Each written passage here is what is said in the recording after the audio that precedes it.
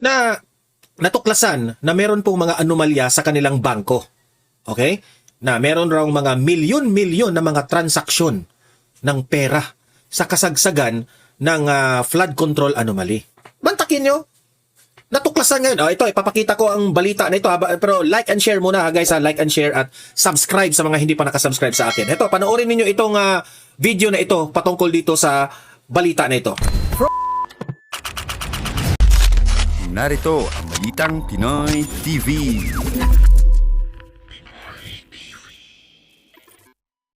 Okay, at pag-usapan po natin itong mga secretaries dati ni Bongbong Marcos ay nabubuking na. Ano bang ibig kong sabihin? Itong si Bunuan, Secretary Bunuan, dating DPWH Secretary, at itong si Catalina Cabral, the late Catalina Cabral, kasi wala na si Catalina, pumanaw na si Catalina Cabral na hanggang ngayon hindi alam ang ano talaga ang tunay na pagkapanaw ni Cabral, di ba? Kasi ang daming nagsasabi, hindi ko pinagtawanan dahil pumanaw si Cabral ha. Ang pinagtawanan ko ay bakit hanggang ngayon walang clear evidence kung ano talaga ang nangyari kay Cabral, bakit siya pumanaw. Etong dalawa, si Bunuan at si Cabral, ngayon pa nalaman, dati na nating na-observe ito na natuklasan na meron pong mga anomalya sa kanilang bangko. Okay? Na meron raw mga milyon-milyon na mga transaksyon ng pera sa kasagsagan ng flood control anomaly. So syempre, ang maiisip natin dito, talagang there is really something wrong na merong transaction of corruption. Okay? Tapos, sino ba si Cabral? Sino ba si Bunuan? Ang nag-appoint po dito, walang iba kundi ang ating presidente na si Bongbong Marcos. Diba? Kaya nga sabi ko, grabe itong flood control anomaly scandal na ito kasi po halata, harap-harapan na po tayong binudol. Harap-harapan na po tayong pinaligoy-ligoy, pinaikot-ikot dito sa investigasyon nitong flood control anomaly. Bakit hanggang ngayon hindi matumbok-tumbok itong mastermind dito sa flood control? Bantakin nyo. Natuklasan ngayon. Ito, ipapakita ko ang balita na ito. Pero like and share muna guys. Like and share at subscribe sa mga hindi pa nakasubscribe sa akin. Ito, panoorin niyo itong video na ito patungkol dito sa balita na ito. Frozen na ang assets ni former DPWH Secretary Manuel Bunuan. Frozen na raw ang kanyang assets. Why? Kasi meron na pong mga nakitang mga anomalyang pag-transfer ng pera. Hindi lang ito basta-bastang pera ha. Malaking pera. Frozen na raw. Pino-frozen na raw. Ang tanong, nasaan na si Bunuan? Nasaan na si Bunuan? Tinatago ba? Hindi, nagtatanong lang tayo ha. Tinatago nyo ba si Bunuan? Bakit hindi na makita-kita itong si Bunuan? Ikaw, Ping Lacson sa Blue Ribbon Committee, bakit wala kang effort dito para hanapin itong si Bunuan? Di ba? Takot ba kayong malaman ang mastermind? Hindi, ito lang yung aking kasi pumanaw na si Cabral hindi na makapagsalita si Cabral. Siguro si Cabral makapagsalita na si Catalina Cabral doon na lang sa langit ba? O sa impyerno. Hindi ko lang alam hindi po tayo Diyos na makapanghusga kung saan ngayon si Cabral, kung nasa impyerno ba o nasa langit. Ang sa akin lang, hindi na makapagsalita si Cabral, kaya kung ako sa'yo, Secretary, dating DPWH Secretary Bunuan, kung meron kang nalalaman, sabihin mo na. Sino ang mga mastermind Bunuan? Ako sa kay Bunuan, lumutang siya. At sabihin niya, sino ang mga mastermind. Kasi po, ngayon, ikaw na yung nadidiin dito, tapos hindi ka nagpapakita. Nasaan ka na ngayon? Di ba? Ikaw ang madidiin. Kung ako sa'yo, gumaya ka kay Zaldico. Sabihin mo kung sino yung mga kawatan dyan. Ito'y matapos mabisto ang mga kakaiba at milyon-milyong pisong transaksyon sa kanyang trust fund. Damay din sa freeze Aray order ko. ang anak ni Bunuan. Narito ang exclusive agenda report ni Grabe. Hannah T. Mahiya naman kayo. Mahiya naman kayo, sabi ni BBM. Mahiya ka sa sarili mo. 4 na araw bago ang sona ng Pangulo, may mga transaction daw na ginawa sinoy DPWH Secretary Manuel Bunuan na hinahaling tulad sa money laundering scheme, ayon sa Anti-Money Laundering Council. Aprobado ng Court of Appeals ang petisyon ng AMLAC na patawan ng freeze order ang assets ni Bunuan na nasa 5 bank account, 3 insurance policy at isang Lexus. Grabe, 5 bank accounts yan, no? 5 bank accounts? Grabe. Sa akin nga, isa lang yung bangko ko eh. Di ba? Oh, sa kanya, 5. Wow! Ano ba yan? Bangko para sa pamilya, bangko para sa, ano ba yan? Sa pagnakaw, bangko para sa flood control. Dami no? Bakit kailangan talaga ang daming bangko? Pinagtatanong lang ako ha, wala akong... Vehicle. Ayon sa resolusyon ng CA, noong June 30, 2025, isang single manager's check ang binili sa pamamagitan ng BPI account ni Maureen Hernando Bunoan. Mukhang may relasyon daw si Maureen sa dating kalihim ayon sa AMLAC. At pagpatak ng July 24, 2025, dineposit ni Bunoan ang nasabing cheque sa kanyang RCBC account. Magkano yung dineposit? Yan ang tanong. On the same day, may mga trust fund transaction ding naitala. Grabe, trust fund transactions? Yaman-yaman ni Bunoan dito Gaya ng contribution o placement, investment, maturity at withdrawal. Ginawa raw ang mga ito sa iisang araw din, cash at US dollar denominated. Grabe. Ayon sa AMLAC. Diyan talaga nakakainis ito eh. Kasi ikaw, no?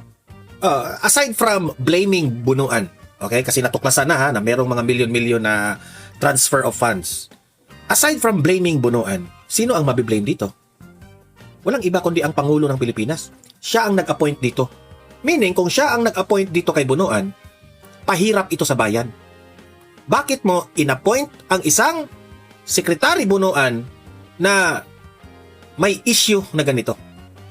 Kung sasabihin ngayon ni Bongbong Marcos, hindi ko naman alam na magnanakaw yan.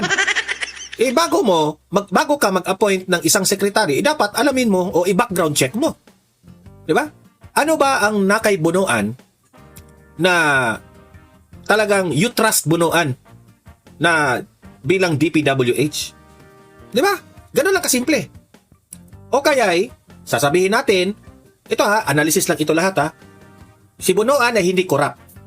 Pero inutusan siya ng isang korap. Pwedeng ganun eh. Pwedeng, si Bunuan talaga hindi korap. Pero baka may mga malalaki pang big fish na nag-uutos kay Bunuan. Bunuan, ilagay mo ito sa bangko mo. Para hindi obvious na mabuking ako. Akong bahala sa iyo. Ilagay mo ito sa bangko mo tapos ako nang bahala tatakpan kita. Ngayon nabulyaso na lahat. Goodbye Bunuan. Ibubuking kita. Trinahidor si Bunuan. Nabudol rin si Bunuan. Pwedeng ganon pwedeng ganon. Kaya'y malinis yung mastermind. Si Bunuan lang talaga yung kawatan. Pwedeng ganon rin ang mangyari Walang nakikitang malinaw na investment purpose sa mga ganitong galaw ng pera dahil hindi naman pangkaraniwang maglagay ng pondo at agad din i-withdraw o kansilahin ito sa loob ng iisang araw. Grabe. Dati na rin daw siyang may So encashment meaning to say, kung ginawa lang yan sa iisang araw, di may anomalya na. Obvious na talaga yan. na isinagawa noong December 2023 na nasa 5.25 million pesos Grabe. kaugnay ng loan payments at pre-termination. Hindi lang si Bunuan ang may freeze order. Kasamang iba pa, lumitaw din ang pangalan ng anak niyang si Fatima Bunuan de la Cruz Wow. na nasa 6 na bank account at 4 na insurance policy ang ipina-freeze. Ganyan ang style nila, no? Ilalagay nila yan sa mga kapatid, yung mga kamag-anak kasi malalim na yan eh. From the mastermind, papunta doon kay Bunuan. Kay Bunuan, punta doon sa mga anak ni Bunuan. Example lang example, pero itong in-example natin, basing lang dito sa ating nakalap na balita dito sa Billionarian News. Ganun yun. Para malalim. Tapos, kukuha yan ng multiple bank accounts para hindi halata. Kasi kung magnakaw sila, at least, dinidivide na nila from many banks. Galing rin, galing rin.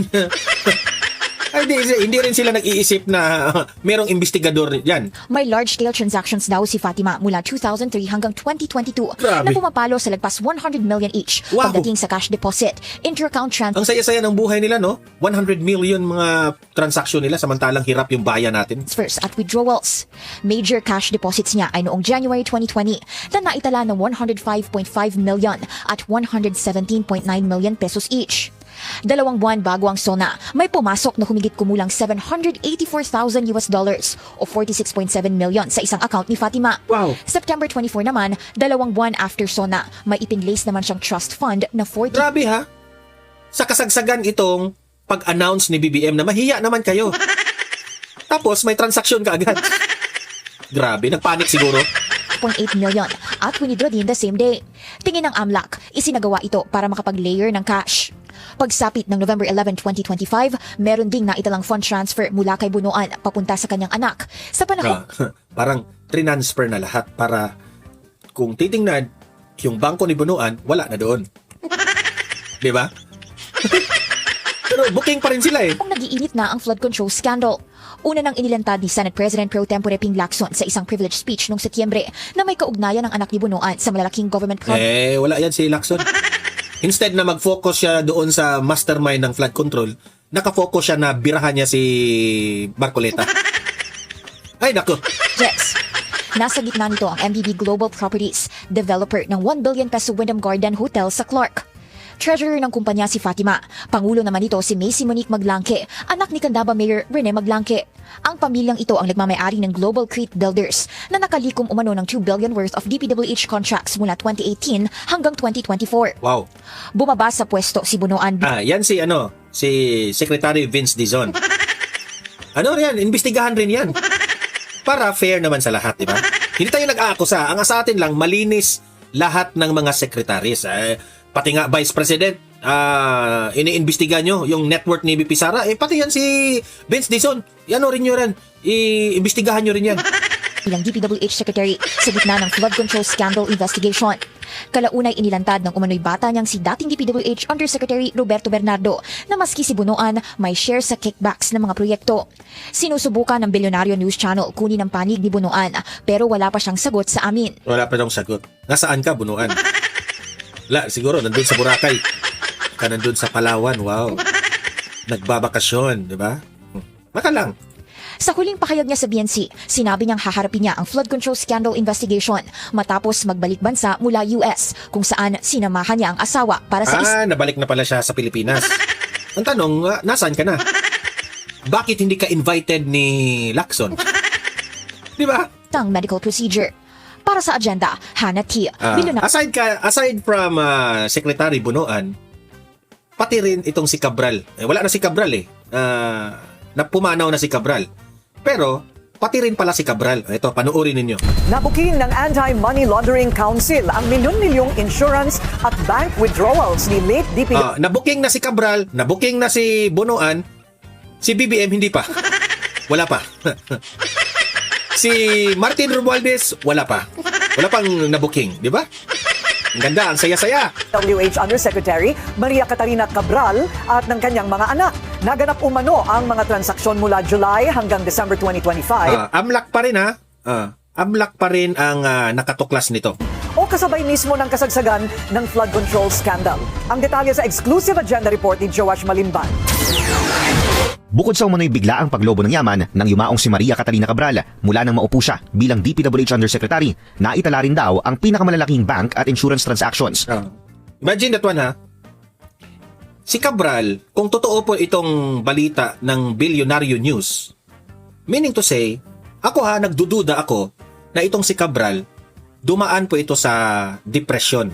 Nagdududa ako, I don't remember sa mga investigasyon sa pagpanaw kay Cabral kung may nabanggit bang depression si Cabral, okay? At di umano, sabi nila, ewan ko lang kung aksidente ba talaga yon o sinadya niya na tumalon doon. Pero sa tingin ko in my own analysis, siguro dumaan ito ng depression na siguro na-analyze niya na baka sa huli ay mahuhuli siya. Yun ang aking analysis doon. Kaya pinili niya nang tumalon. Kasi dito mo na mako-connect. Kaya pa natuklasan Ang daming mga anomalyang transaction. So ang tanong, ito ba ay aksidente? Ito ba talaga ay isang kinuha niya ang sarili niyang buhay by jumping doon sa bangin? O merong nagtulak sa kanya para hindi na siya makapag ngaw-ngaw? Kasi merong ganyan sasabihin ni Mastermind, kailangan na nating kailangan na nating burahin sa mundo itong si Cabral kasi delikado tayo nito. Delikado tayo, baka idadamay tayo. Meron ganon, pwedeng ganon, di ba? So, ang pagkamatay ni Yusek Cabral, nagdududa po tayo na may kinaugnayan po ito sa flood control anomaly. Di ba? Yan ang sa akin. ng kanyang mga anak mula 2022 hanggang 2025. Ayon yan sa investigasyon ng Anti-Money Laundering Council o AMLAC. Ayon sa freeze order petition na inaprubahan ng Court of Appeals noong March 2, sinabi ng AMLAC na may indikasyon umano ng wealth preservation at intergenerational transfer ang insurance transactions na nakapangalan kay Cabral. Sa pagtatala ng AMLAC mula December 2024 hanggang October 2025, lumobo ang halaga ng iniligay na pera ng panganay na si Stephanie sa insurance policies. Di ba? Anong ibig sabihin? Hindi po diretsa na inilagay sa bangko ni Cabral. Kasi mabubuking eh. Ang ginawa nila doon sa bangko ng anak. Di ba? Grabe. At hinugot mula sa bank accounts na nakapangalan sa kanya. Aabot ito sa 7 transactions na may 37.7 million pesos worth of outflows. May 10 transactions namang naitala sa pangalan ng bunsong si Colleen na Ito na nga mga kabalita. Ano na ang masasabi nyo patungkol sa balitang ito? Please comment down below mga kabalita. Pag-usapan natin yan sa comment section. At kung di ka pa nakasubscribe sa ating channel, baka naman